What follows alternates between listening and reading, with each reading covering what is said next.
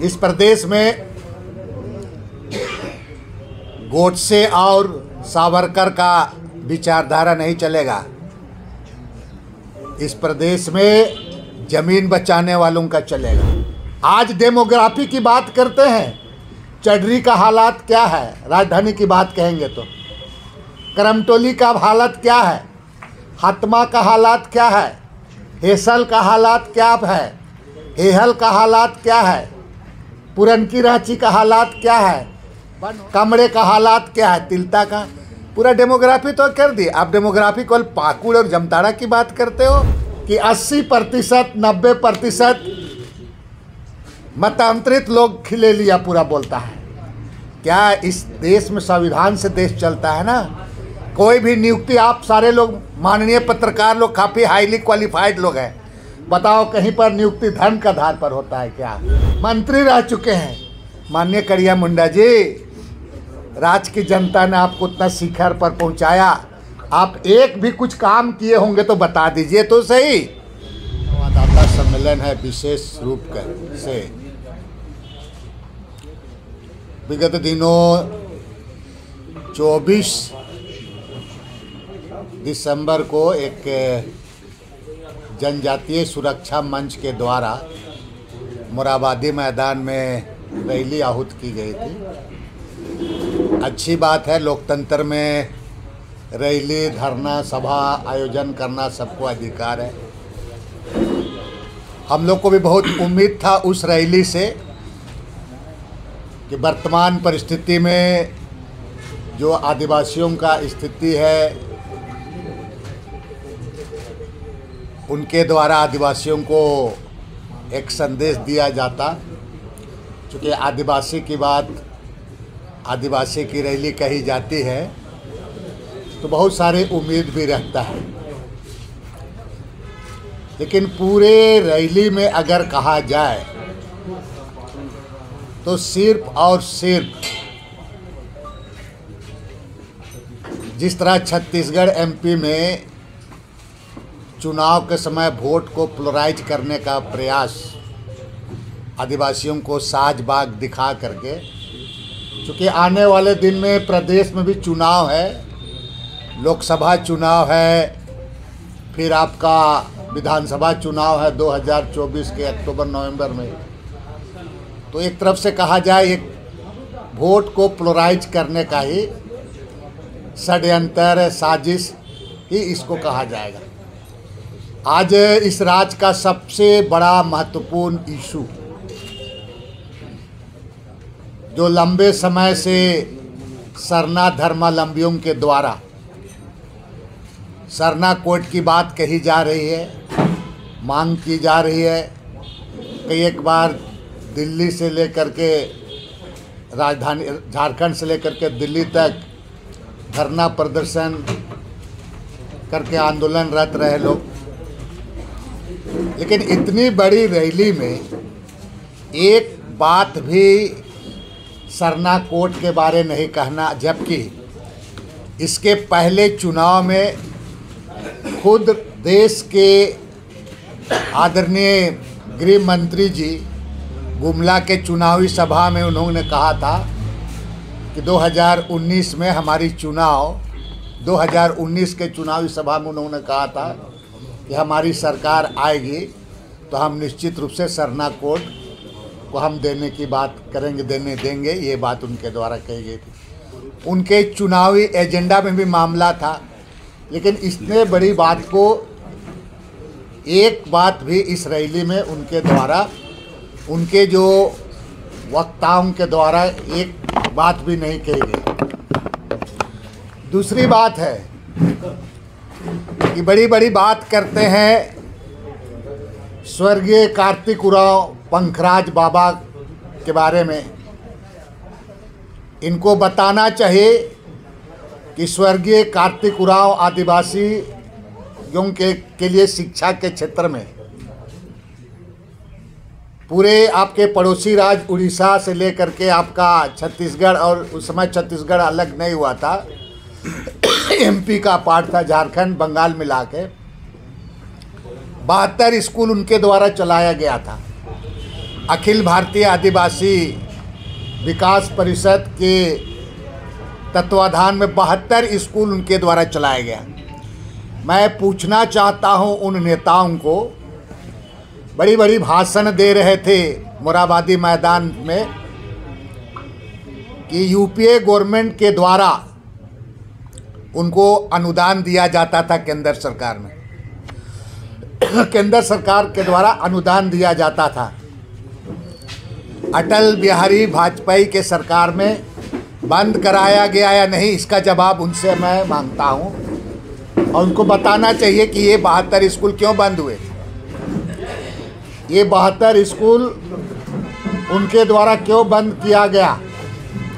आज कार्तिक उरांव जी के नाम पर वोट को पोलराइज करने के लिए जिस तरह से आपके उनका बात किया जाता है, ये जो प्रदेश है इस प्रदेश में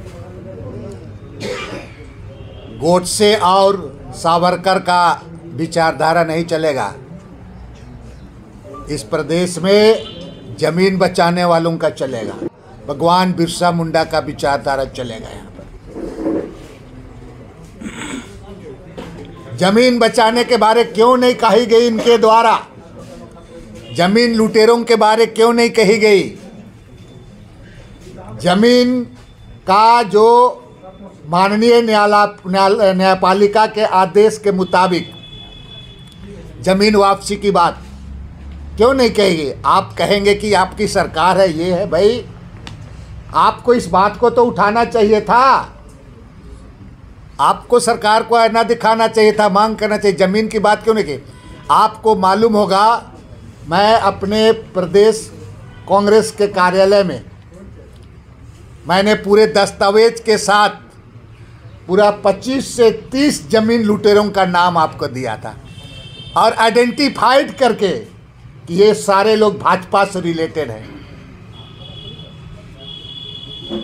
आज डेमोग्राफी की बात करते हैं, चडरी का हालात क्या है, राजधानी की बात कहेंगे तो करमटोली का हालत क्या है, हतमा का हालात क्या है, हेसल का हालात क्या है, हेहल का हालात क्या है, पुरनकी रांची का हालात क्या है, बनहोरा से लेकर के, बनहोरा तो खैर उसको भी सेंधमारी शुरू कर दिया है, थोड़ा बहुत हम उधर रोकते हैं तो सेंधमारी किया है। कमरे का हालात क्या है, तिलता का, पूरा डेमोग्राफी तो कर दी। आप डेमोग्राफी को पाकुड़ और जमताड़ा की बात करते हो, पूरा डेमोग्राफी किसने क्या किया है।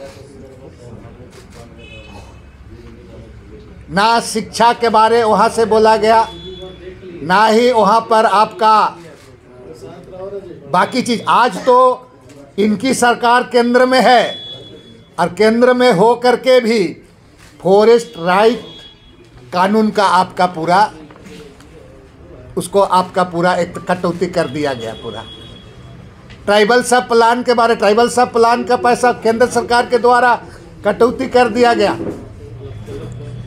दूसरा महत्वपूर्ण बात मैं कहूँगा कि बार बार इनके द्वारा कहा जाता है कि 80% 90% मतांतरित लोग ले लिया, पूरा बोलता है। क्या इस देश में संविधान से देश चलता है ना। कोई भी नियुक्ति आप सारे लोग माननीय पत्रकार लोग काफ़ी हाईली क्वालिफाइड लोग हैं, बताओ कहीं पर नियुक्ति धर्म के आधार पर होता है क्या। ये बात को बताने चाहिए। अगर आप 80% 90% नौकरी की बात कर रहे हैं तो आप बताएं, केंद्र में आपकी सरकार है, जांच कराए और सबको भगाए, यहाँ से हटाइए पूरा। इसमें किसने रोका है आपको भाई। कोई नियम कानून आप देश में, इस देश के संविधान में कोई भी धर्म को उसको मनाने का, प्रचार करने का उसका अधिकार है। लेकिन आप बार बार लोगों को दिग्भ्रमित करते हैं कि 80% 90% यहाँ का माने मतांतरित लोग, जो लोग धर्म परिवर्तन किए हैं वही लोग नौकरी ले लिया कहते हैं। तो क्या धर्म के आधार पर नौकरी होता है क्या? धर्म के आधार पर नौकरी होता है? इसको यहाँ पर इसको समझना चाहिए, यहाँ पर बताना चाहिए इन लोगों को। सिर्फ और सिर्फ दिग्भ्रमित करने का काम करते हैं, लोगों को बरगलाने का काम करते हैं और साथ साथ में करिया मुंडा जी 8 बार संसद रह चुके हैं और आपका उपसभापति भी रह चुके हैं, मंत्री रह चुके हैं। माननीय करिया मुंडा जी, राज्य की जनता ने आपको उतना शिखर पर पहुंचाया, आप एक भी कुछ काम किए होंगे तो बता दीजिए तो सही। एक भी काम किए हैं तो आप बता दें। सिर्फ यहाँ पर एक पूरा का पूरा प्रयास, एक चीज़ जान लीजिए कि 32 तरह का आदिवासी होता है और उसमें से 32 तरह का आदिवासी में भी हम लोग इतना फूट है और यही फूट होने के चलते हमारा आरक्षण, जो हमारा परसेंटेज धीरे धीरे कम होते जा रहे हैं। अभी फिर इसी तरह की बात चलेगा तो स्वाभाविक है कि आरक्षण में हमारा जो हिस्सेदारी है उस वक्त तक कम हो जाएगा। हम 4% 5% की बात करेंगे, फिर हम परसेंटेज कम हो जाएंगे, तो उसी आधार पर हमारा हिस्सा बनेगा।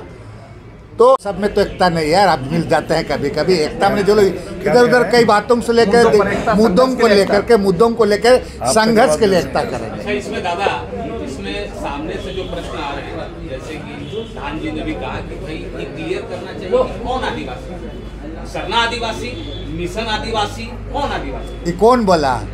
देव कुमार धान। उसको कौन है उधान? नेता है, मंत्री है, विधायक है। क्या बात करता है? हमको आप उसका सवाल पूछते हो। हम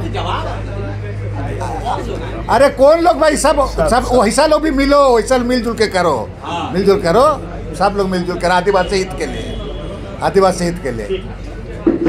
आपका जवाब हम दे सकते हैं।